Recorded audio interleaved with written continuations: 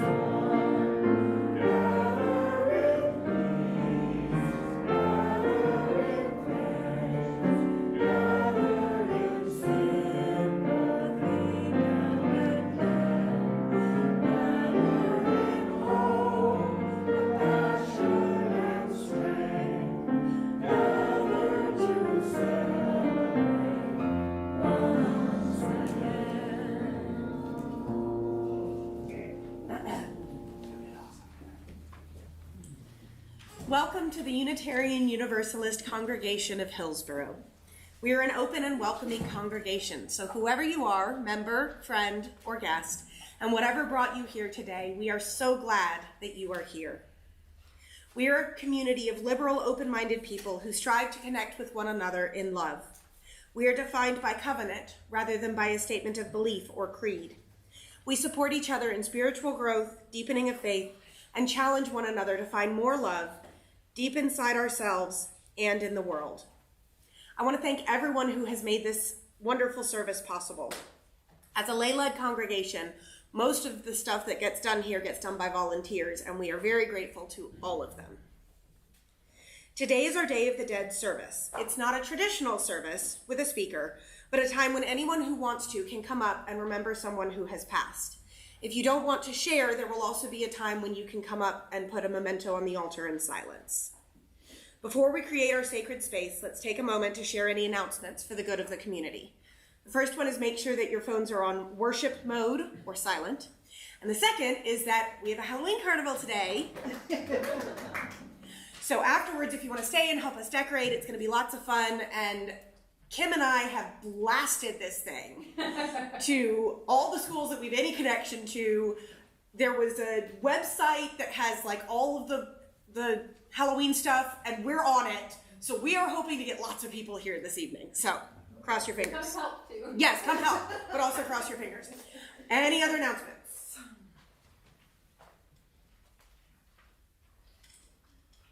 Hi, I'm Kim Freeman, and I'm the listening ear today.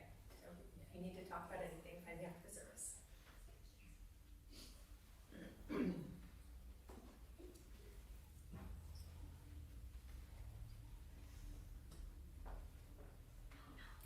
likes free lunch. Well, there's no such thing as free lunch. So next week, we will be serving lunch, and you all will be asked to participate in conversations about what our new mission statement should be. So, hope to see you next week. And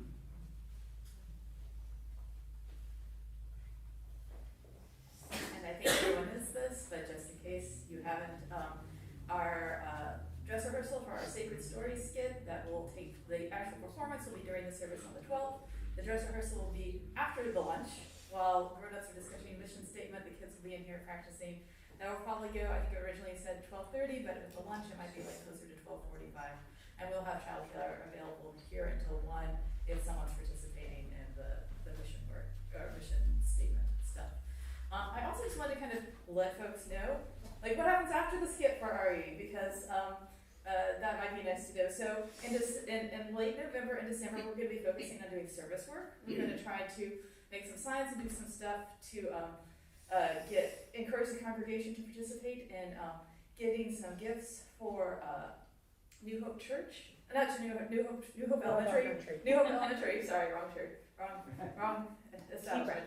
Yes, New Hope Elementary. So look for stuff coming for that. We're also going to have a day where we learn about symbols related to different holiday traditions that are in December, and we're going to learn that by making cookies of said symbols. So I might need some parent volunteers to help make some sugar cookies for the kids to decorate, and then that will be for our coffee hour. The kids will be making those cookies to share with the congregation. So those things are coming up, and more details to come about the spring.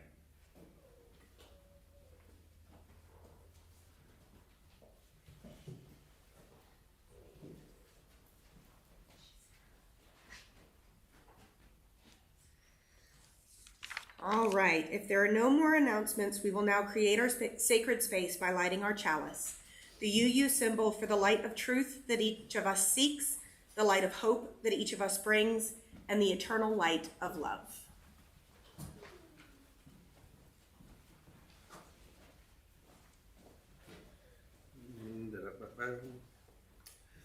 All right, so our reading is For the Memory That Heals and Holds by Reverend Scott Taylor, with our permission secured by Soul Matters. We light this chalice in honor of the history that holds and heals us, for the stories of heroism that inspire our own, for the loved ones long gone who helped us see our better selves, for reminders of those who paved the path before us and blessed us with advantages we didn't earn on our own. These memories do not live in the past. They carve the contours of our present. They are here today. Look, listen, let them in. May their light guide our way. Please stand in either body or spirit as we sing our opening hymn, I Cannot Think of Them as Dead. This would be number 96 in the gray hymnal.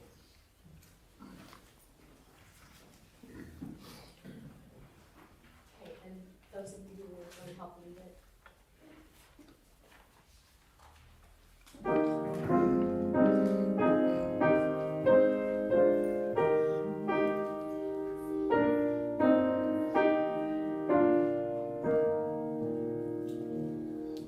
I cannot think of them as dead.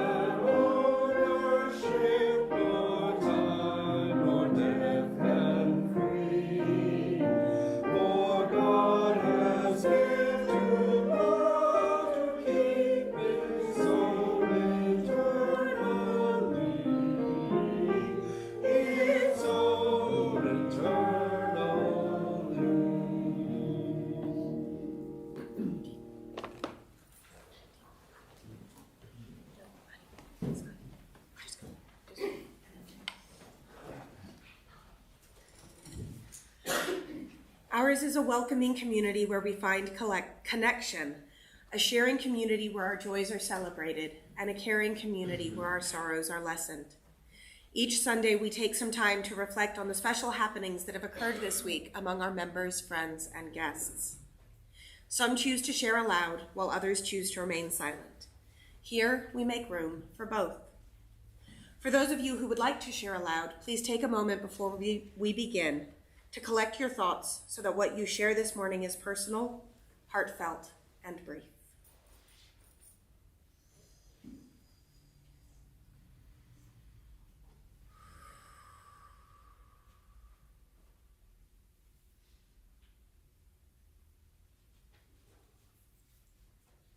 When you're ready, please come forward, tell us your name, and share what is in your heart. When you're finished, you may drop a stone in the vase on the altar. If you're joining us online and you'd like to share something, please type it into the chat and let us know whether you'd like it read aloud, and we'll be happy to drop a stone for you.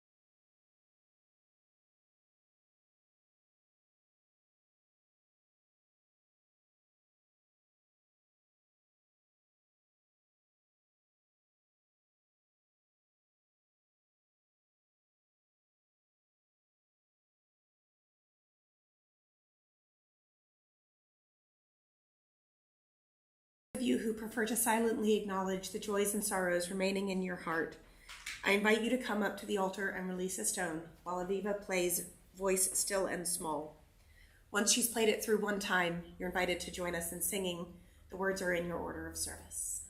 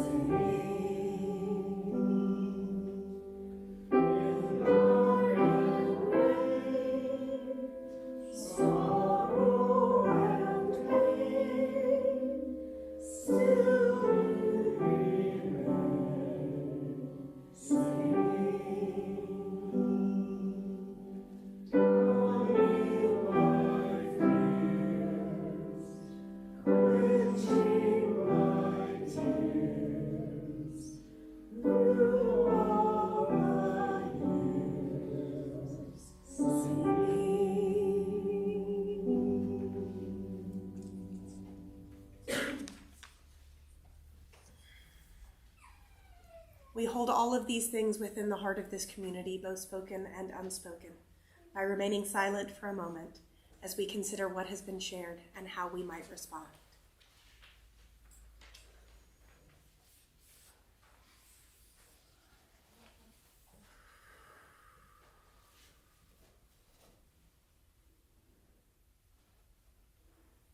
We'll close this part of the service with Amen and blessed be. Amen. So, today we celebrate Halloween, Dia de los Muertos, All Hallows Eve, Samhain, the day when many believe that the veil between the living and the dead is at its thinnest. Many Hispanic and Latin American cultures celebrate this as a day when the dead come back as benevolent spirits to bless the living and to see how their descendants are doing. The Celtic tradition of Samhain viewed these visitors as evil spirits bent on cursing people or even whole towns. Bonfires would be lit to scare away these sprites. As people moved into the big cities, bonfires became less of an option, so people lit fires in gourds, which is how the tradition of pumpkin carving and the jack-o'-lantern was born. Another modern tradition with an interesting history is trick-or-treating. In England, the poor would go to the houses of the wealthy, and they would receive cakes or coins in exchange for promises to pray for the dead of the wealthy family. This was known as souling. In Scotland, people would dress up to fool or evade the evil spirits trying to find them. These two traditions merged in the United States in the years after World War II. The lifting of sugar rationing made individually wrapped candies widely available, and all of the factories meant that plastic costumes and buckets were widely available. Children would dress up and go around the neighborhood exchanging a trick for a treat. They would perform some kind of trick and in return would receive a treat. Don't worry, we're not going to ask you to perform any tricks today. All are welcomed here, the living and the dead. We're now going to have some time when anyone who wants to share can come up and do so. And then we'll have a time for anyone who didn't want to share but just wants to put something on our altar. As the worship coordinator, I get to go first. When Jacob was born, I still had 3 living grandparents and a bonus grandma who lived in Durham. By the time Tristan and I got married this past summer, all of them had passed away, and all of his grandparents had passed away as well. So we set up a table at the reception with pictures. I think I have these in the right order, but bear with me. So this is his paternal grandparents, Steve and Charlene Seremi.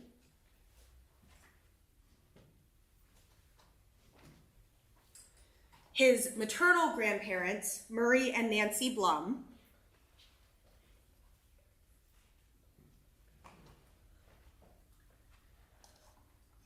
My paternal grandparents, Hal and Peg Warner.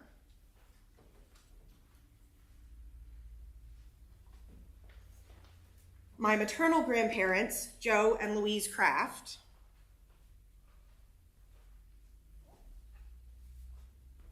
And most of these are pictures of them at their wedding. And we actually also have my great-grandparents, Judy and Mabel Lewis, at their wedding.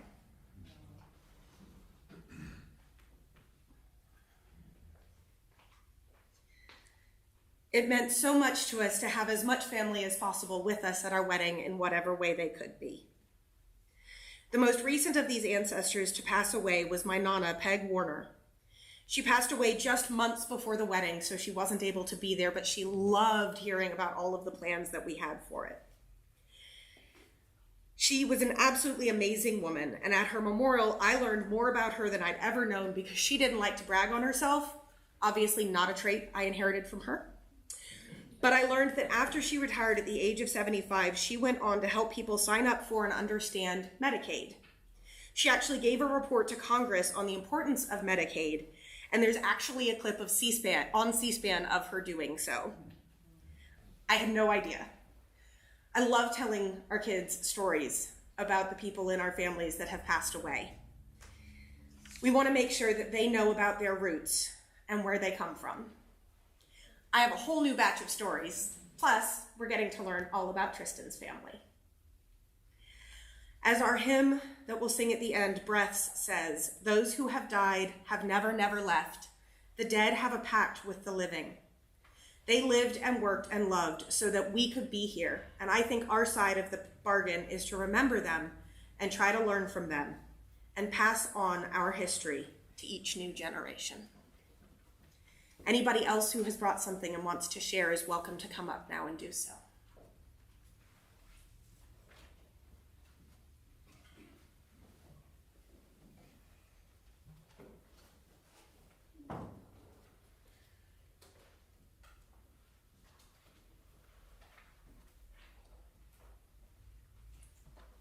This first one I'm setting up on behalf of AC. This is his mother.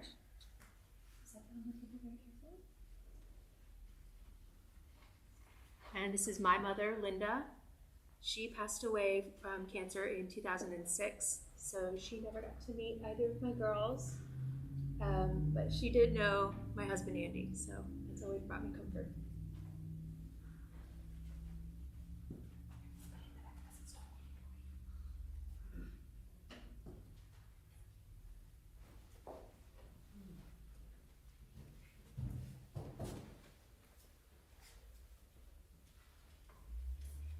I lost two dear ones in the past year, not related to me by blood, but my Bentley died. He was 14 years old, and he survived with cancer for 3 years with treatments and was with me all during COVID. He was diagnosed right before COVID, and he lasted for 3 years after his cancer treatment, and this is happier days with Bentley.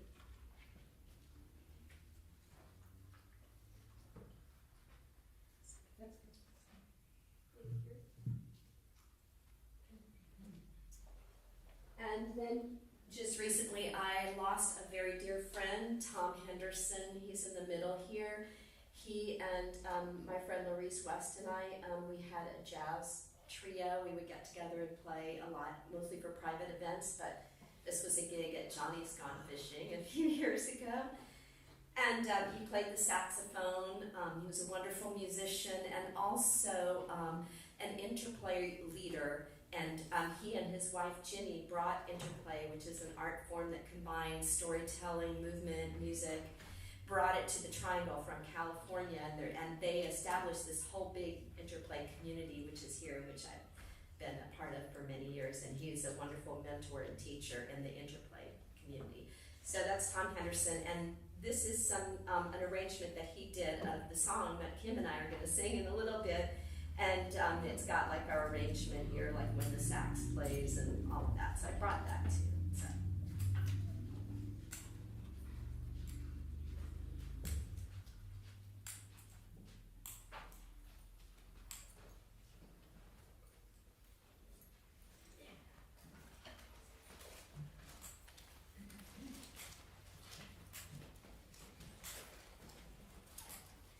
This is my aunts Courtney and Julianne. Courtney Aman was an art teacher in the area for a number of years before she retired. And the night that she died, Julianne was with her at the hospital down in Cape Fear area. And Julianne had to call my mom at 2:30 in the morning and said, Courtney died tonight.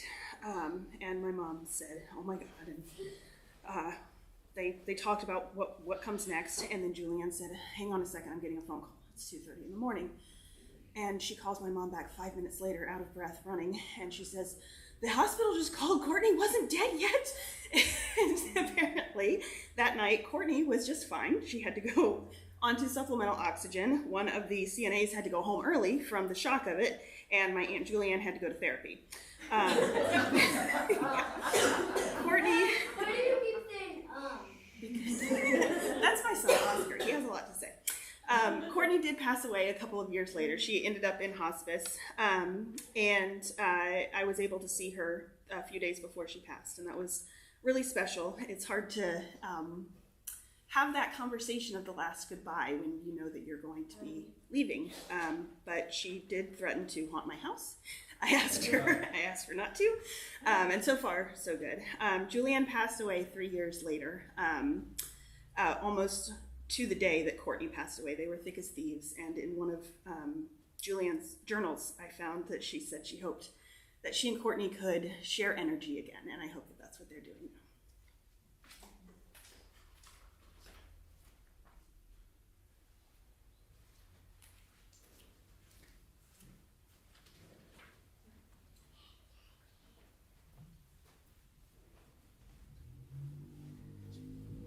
I totally forgot that this was happening today, but I always carry this little tiny picture of my partner of 20 years in my wallet, and I knew her as Cece. I met her, I was her boss, and she said that continued throughout the relationship. I worked with her in a nursing facility, and she was the CNA at the time, and I said she was the best person to work with. She was so kind and gentle, and her patients loved her. They did not know that her nickname was Hatchet with her political friends. And indeed, she was kind of fierce politically.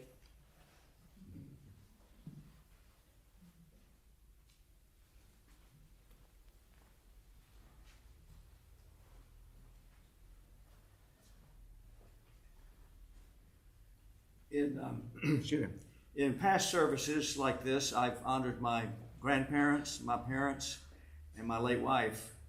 And I thought this time I've never honored my sibling, my older sister Diane, who passed away by accident at age 44 in 1976. But anyway, the reason I hold her close to me, this is her picture at age probably about 10, sitting at our upright piano in our old house in Hickory. And the reason that's so special to me is because she is really the one that first got me inspired to be a musician or to play piano. She was taking music lessons from a neighbor up the street, and I would tag along at age 4 or 5. She was about, she was 4 years older than I was, so about at age 8 or 9, she was going to the music teacher, and I would tag along and listen. I was too young to take piano lessons, of course. However, I got so inspired by my sister that I said, why can't I take lessons? So we did start taking lessons at age 5, and I stayed with piano. I was never as creative. I was probably a better piano player with her skills as it all turned out, but she was much more creative in that she wrote poetry and songs. She played more instruments. She played the cello. She played the piano and flute, yes. So, but anyway, she really inspired me in the music that I began at that early age, and so I still continue that piano even today, sort of at her inspiration and her love.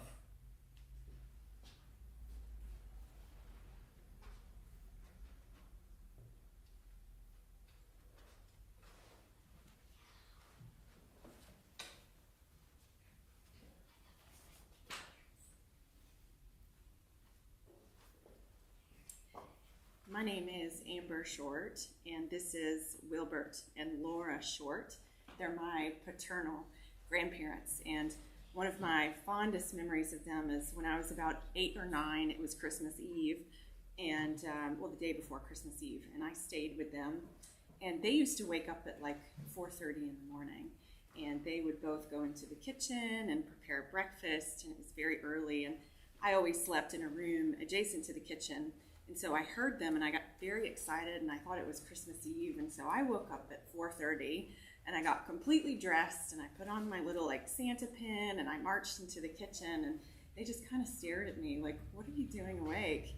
And they were very kind to let me partake in their morning breakfast and made me a waffle and then put me back to bed. So, it's one of my favorite memories of them is instant Folgers coffee and Lego waffles and Wheel of Fortune. And every time I see those things, I think of them. So this is Wilbur and Laura.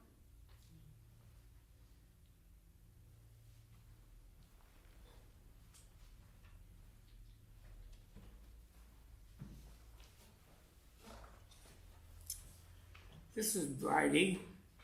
I think many of you recognize her and remember her.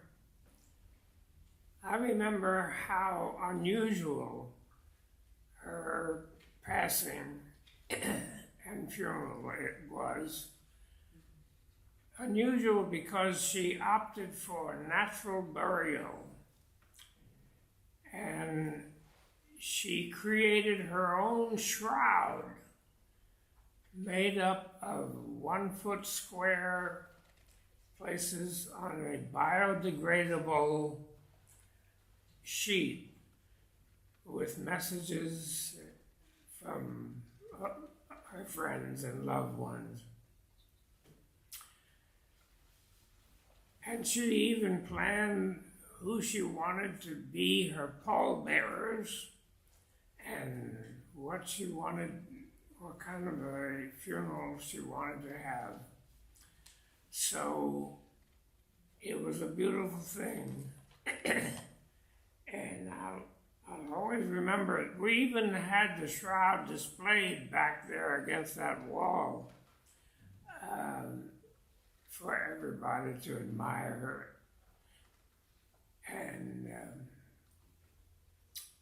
bless.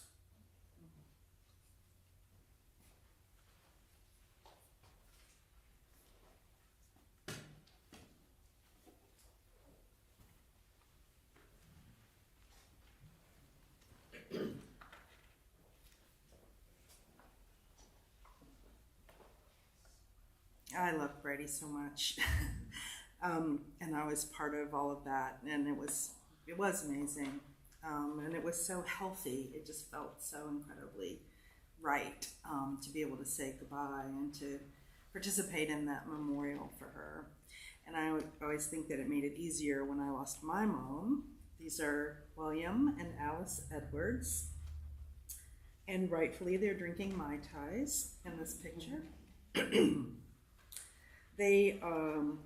My dad was one of the most fun people in the world. He always made us do chores on Saturday, but it was always with the pretext of, if we get everything done on Saturday, on Sunday, we'll go to some outdoor market or to maybe Disney World or some kind of really fun thing. And I didn't realize it until I was an adult that meant that he would get up at like 4 a.m. and put us in the car and let us stay asleep so that we could get where we were going. And then he would stay awake and drive us home well after midnight because he couldn't afford for us to stay in a hotel. And so we got to do all these amazing things, and he always made us feel like we were rich, even though we really, really weren't. And my mom was the person that always made everything okay. And this is the key to the house I grew up in. And this is a check. Can you see it? Look out there.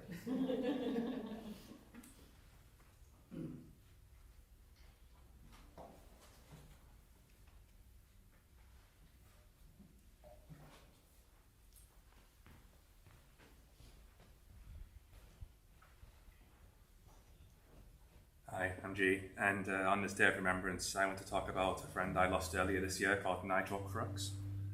I didn't know Nigel very long. This is a picture of him in his element at my old university. And through my undergraduate, he was very, very supportive of me. It's quite sad, really, because this is one of the last selfies he uploaded of himself, just as he got his dream job at the end of last year, which he worked at a vinyl company called Press On, and he was just found like dead under mysterious circumstances after a night out. It's a very, very sad loss for everyone who knew him. One of my best memories of him I have is that I was doing sound at a bar at a rock club night out, and the bass player sort of came up to me and went, "You gotta turn up the bass, it's not good enough." So I just let him crank it up to where he wanted it. And Nigel was like, there enjoying the music, and at the end he come up to me and went, "That guy don't know anything, mate, you had it perfect," and he ruined it. So, yeah, one for Nige.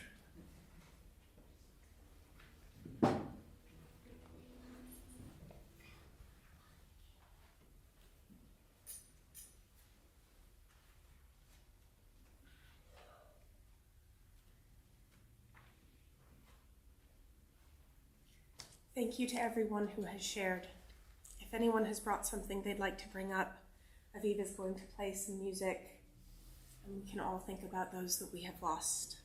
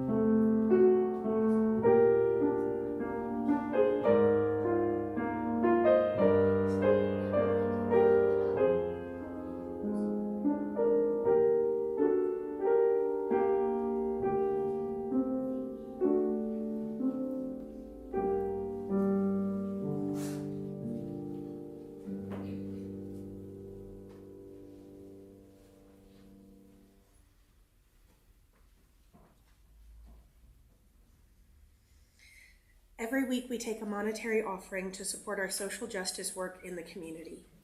This support comes in the form of donations. This month our community, it's the 5th Sunday, so it's going to the Minister's Discretionary Fund. You may donate by putting cash or a check in the basket. Please make checks out to UUCH and write plate in the memo line. You can also donate by going online to our website, uuchnc.org, or scanning the QR code in your bulletin.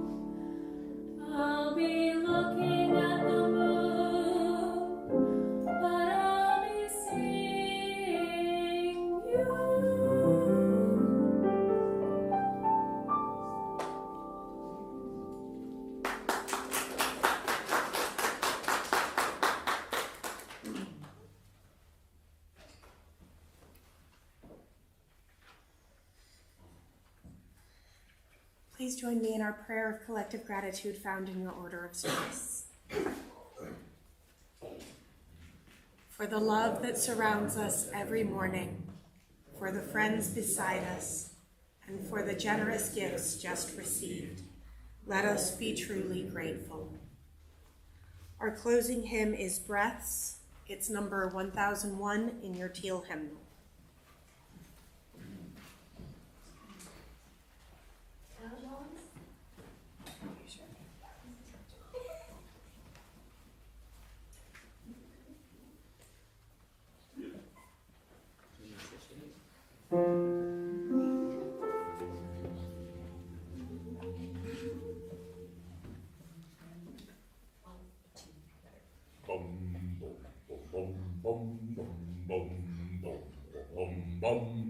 Listen more often to things than to beings.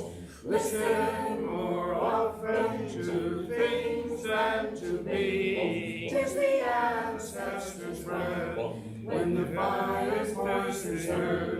'Tis the ancestors' bread in the voice of the waters.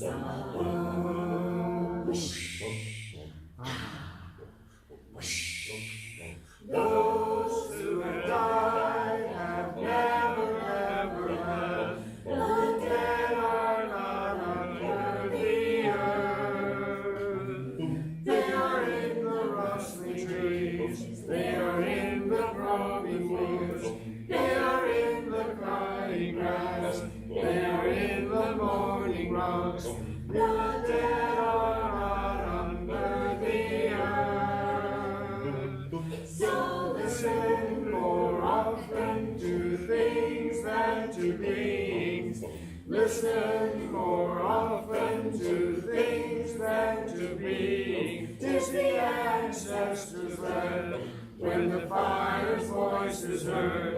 'Tis the ancestors' bread in the voice of the waters.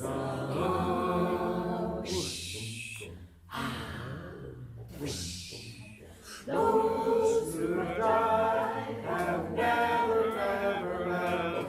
The dead have a pact with the living. They are in the woman's breast. They are in the wailing child. They are in the sin unknowns. They are in the sinless crowd. The dead have a pact with the living.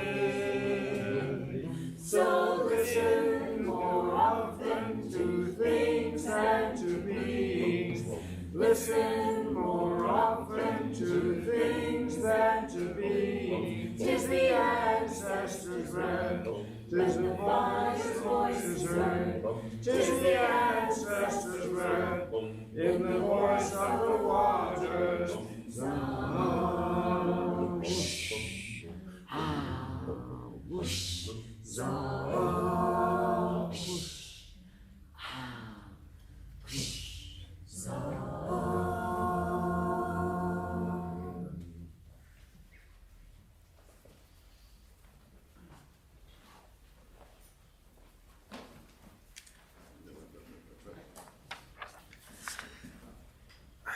Our closing words are Ever in Our Midst by Karen G. Johnston.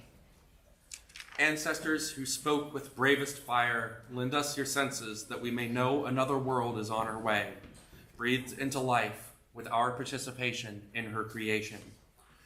Forebears who led the way where there was, at first, no way, lend us your persistence, your temerity, your assurance that the moral arc of the universe does indeed bend towards justice.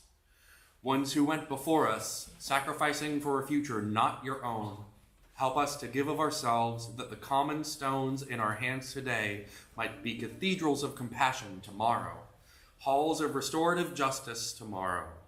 Did I just repeat that? That's fine. Sheltering walls of beloved community the day after. It is Sunday morning, the day we gather. Let us be thankful and full of praise to be in the company of those who came before, yet are ever in our midst. And now we extinguish the chalice. And while we extinguish the chalice, please join me with our closing words. We extinguish this flame, but not the light of truth, the warmth of community, or the fire of commitment. These we carry in our hearts until we are together again. Go in peace, my friends. Blessed be and have fun storming the castle.